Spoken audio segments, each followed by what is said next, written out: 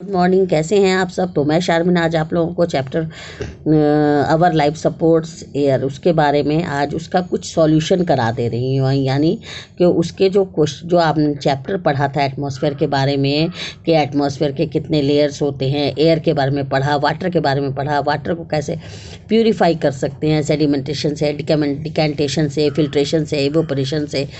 फिर अगर हमें अच्छा पानी पीना चाहिए, मतलब प्यूरिफाइड पानी पीना चाहिए, पानी को साफ़ करके पीना चाहिए, डिस्टिल्ड वाटर डिस्टिलेशन करके पीना चाहिए। डिस्टिल्ड वाटर का किस चीज़ में इस्तेमाल किया जाता है ना, हमने ये सारी चैप्टर पढ़ ली है ना।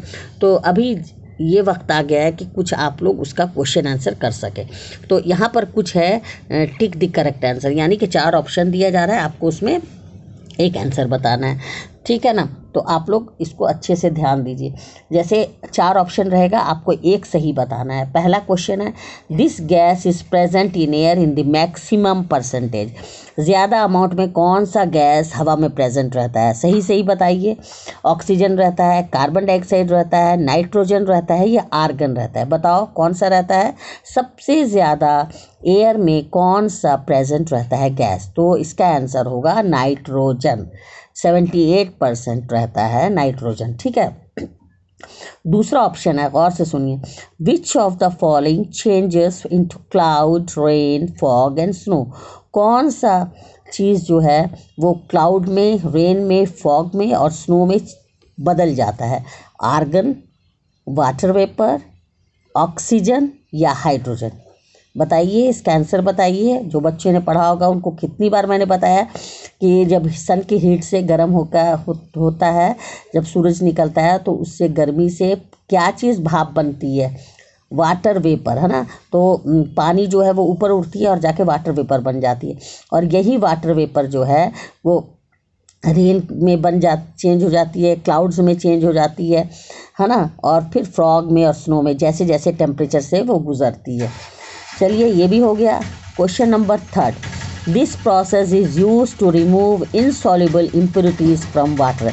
इनसॉल्युबल यानी कि जो इनसॉल्युबल मीन्स जो कि नहीं घुलता है, वैसे इम्प्योरिटीज़ को पानी में से निकालने के लिए हमें कौन सा प्रोसेस करना होगा। सेडिमेंटेशन, क्लोरीनेशन, डिस्टिलेशन या एवोपरेशन, ये भी मैंने आपको बता दिया है। तो हमें करना होगा कौन सा, इनसॉल्युबल, जो कि पानी में नहीं घुलता है। तो हमें क्या करते हैं, हम लोग घरों में पानी को छोड़ देते हैं कुछ देर के लिए, ताकि उसके अंदर की जितनी भी इम्प्योरिटीज़ है वो बैठ जाए। तो कौन सा आंसर सही हुआ, फर्स्ट वाला, sedimentation. Impure water contains many disease causing germs like those. Impure water के अंदर कौन कौन से डिजीज कॉजिंग जर्म्स रहते हैं, कौन कौन से डिजीज होते हैं। कॉलरा भी हो जाता है, जॉन्डिस भी होते हैं, और डिसेंट्री भी, डायरिया भी। इसका आंसर होगा ऑल ऑफ दिस। गंदा पानी पीने से, इम्प्योर वाटर पीने से ये सारी बीमारियां होती हैं। The water is mainly used in car batteries, science experiments and medicine. Medicines वगैरह में, साइंस के एक्सपेरिमेंट करने में, कार बैटरी में आप लोग कौन सा पानी यूज़ करते हो, डिस्टिल्ड वाटर, है ना। जो पानी जो है जो हम लोग डिस्टिल करके निकालते हैं उसका इस्तेमाल हम लोग कार बैटरीज वगैरह में करते हैं, और जो फ्रेश पानी रहता है उसे हम लोग निकाल के अलग कर देते हैं। The thick blanket of air is held around that. अब आपका आ जाइए फिल इन द ब्लैंक्स। तो ये तो आपने बहुत आसानी से 4 ऑप्शन में एक ऑप्शन चुन लिया, आपको समझ भी आ गया। इसी तरह से आप अपने चैप्टर को पढ़िए और उसमें से आपको समझ में आ जाएगा सारा। जो बच्चा थॉरोली पढ़ लेता है सारा चीज़, वो अपने आप आंसर दे सकता है। चलिए फिल इन द ब्लैंक्स बताइए जल्दी जल्दी। The thick blanket of air is held around the earth by earth. Earth के चारों ओर एक ब्लैंकेट रहता है जिसे कि हम लोग क्या बोलते हैं, atmosphere. Good. Plants get nitrogen with the help of bacteria. Plants को नाइट्रोजन कैसे मिलता है, नाइट्रोजन जो पानी में घुला रहता है नाइट्राइट के फॉर्म में, रूट से मिलता है। Dash is use in making colourful electric lights. Neon जो है उसे हम लोग इलेक्ट्रिक बल्ब्स जलाते हैं, लाइट्स जलाते हैं जो कि कलरफुल होती है। और ये इसे हम लोग क्या बोलते हैं, इनर्ट गैसेस, है ना। Helium, neon, argon, krypton, xenon, radon, ये सब इनर्ट गैसेस है। The air we breathe out is called, जो सांस जब हम लेते हैं तो जो हम लोग गैस बाहर निकालते हैं या जो हम लोग एयर बाहर निकालते हैं, वी ब्रेथ आउट, उसे हम लोग बोलते हैं एक्सपायर्ड। क्या बोलते हैं? एक्सपायर्ड, जो बाहर निकल गई, और जो अंदर जाती है वो इंस्पायर्ड, है ना। और एक्सेल्ड, जो बाहर निकलती है। When there is more water vapour in there, जब बहुत ज़्यादा एयर में, हमारे एटमॉस्फेयर में बहुत ज़्यादा वाटर वेपर हो तो उसे हम लोग बोलते हैं ह्यूमिड हो गया, आज बहुत उमस है, बोलते हैं ना आज बहुत उमस है। द हायर वी गो, जितना हम लोग ऊपर जाते हैं उतना एयर प्रेशर इंक्रीज होता है। व्हेन ए सॉलिड डिजॉल्व, जब एक सॉलिड लिक्विड में घुलता है तो क्या बनता है? सॉल्यूशन। क्या बनता है? सॉल्यूशन। रेन वाटर, सबसे प्योरेस्ट फॉर्म ऑफ वाटर कौन सा है? Rain water. तो ये तो सारे सॉल्यूशंस थे, ऑब्जेक्टिव्स क्वेश्चन थे पेज नंबर 116 का। अब इसमें कुछ शॉर्ट आंसर क्वेश्चन है, वो आप लोग खुद आसानी से कर सकते हो, ठीक है ना। जैसे 4 गैसेस प्रेजेंट इन एयर बता सकते हो, नाइट्रोजन, ऑक्सीजन, कार्बन डाइऑक्साइड, है ना, इनर्ट गैसेस। तो ये सब क्वेश्चन आंसर बता सकते हो। तो चलिए अब हम स्टार्ट करते हैं एक नया चैप्टर, चैप्टर 13, जो कि हर स्टैंडर्ड 5 के सिलेबस में आपको ये पढ़ना ही है। तो आज हम चलते हैं चांद पर, आओ तुम्हें चांद पे ले जाएं। तो चलिए, अभी हम लोग ज़मीन पर नहीं रह करके, अभी तो हम लोग ज़मीन पे थे, एटमॉस्फेयर पे थे, अब हम लोग सीधे कहाँ जा रहे हैं? चांद पे। तो अवर अर्थ नेचुरल सैटेलाइट, आपको पता ही है कि ज़मीन जो है हमारी वो सूरज के चारों तरफ चक्कर काटती है, तो आप जानते हो, और उसी से साल कंप्लीट होता है, एक साल में एक सूरज का चक्कर काट लेती है।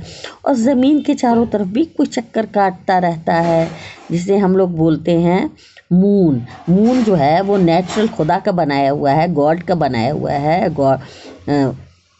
और ये जो है ये सूरज के चारों तरफ ये ज़मीन के चारों तरफ चक्कर काटता है। इसे हम लोग बोलते हैं नेचुरल सैटेलाइट। मतलब आर्टिफिशियल सैटेलाइट नहीं, किसी साइंटिस्ट ने नहीं बनाया है इसको, सबसे बड़े साइंटिस्ट अल्लाह ने या खुदा ने या गॉड ने बनाया है ना, अर्थ नेचुरल सैटेलाइट, इसलिए उसे हम लोग बोलते हैं नेचुरल सैटेलाइट। और वो नेचुरल सैटेलाइट हमारे अर्थ का कौन हुआ? मून हुआ, मून हुआ। तो चलिए आज हम लोग मून के बारे में पढ़ेंगे कि मून रात में चमकता है, वो शेप बदलता है, वो कभी छोटा होता है, कभी गोल हो जाता है, कभी आधा हो जाता है, कभी बड़ा सा दिखाई पड़ता है ना। तो ये मून है कैसा? मून चमकता क्यों है? मून के सरफेस कैसे हैं? मून पर सबसे पहले कौन साइंटिस्ट गए थे? एस्ट्रोनॉट गए थे, जो चांद पर जाता है उसको एस्ट्रोनॉट बोलते हैं। सबसे पहले कौन गए थे? मून पर पहाड़ है, मून पर क्रेटर्स हैं, मून है क्या? तो ये तो बहुत इंटरेस्टिंग चैप्टर है ना, मज़ा आएगा पढ़ने में। चांद के बारे में हम जानेंगे, जो कि हमें अक्सर नज़र आता है। चांद की चांदनी अच्छी लगती है, ठंडी ठंडी लगती है। तो अर्थ के बारे में तो हम लोगों ने बहुत कुछ जान लिया, प्लैनेट्स के बारे में भी जाना कि अर्थ के चारों 9 प्लैनेट्स होते हैं, फिर हमारा उसमें एक प्लैनेट अर्थ भी है। अब इस अर्थ के चारों ओर भी एक चक्कर काटता है नेचुरल सैटेलाइट, जिसे हम लोग मून कहते हैं। मून जो है वो अर्थ के चारों तरफ चक्कर काटता है और अर्थ अपने एक्सिस पर घूमती है, तो दिन रात बनता है ना। और अर्थ का सबसे क्लोजेस्ट नेबर है ये हमारा मून, है ना, हमारा सबसे नज़दीकी पड़ोसी है मून। तो नेचुरल मतलब जो गॉड ने बनाया है, सैटेलाइट ऐसा ऑब्जेक्ट जो किसी भी प्लैनेट के चारों तरफ चक्कर काटता है, तो उसे हम लोग क्या बोलते हैं? Satellite. What do you mean by satellite? A satellite is an object which revolves around a planet, किसी भी प्लैनेट के। तो earth is also an planet, तो अर्थ के चारों तरफ जो चक्कर काटते हैं उसे हम लोग क्या बोलते हैं? चांद पे। तो आज के लिए इतना ही, अब हम कल पढ़ेंगे चांद चमकता क्यों है, चांद कैसा होता है, चांद की सैर करेंगे। अगर आपको मेरा ये क्लास अच्छा लगा तो इसे लाइक और शेयर कीजिए और अपने फ्रेंड्स में सब्सक्राइब कीजिए। ओके, अल्लाह हाफ़िज़।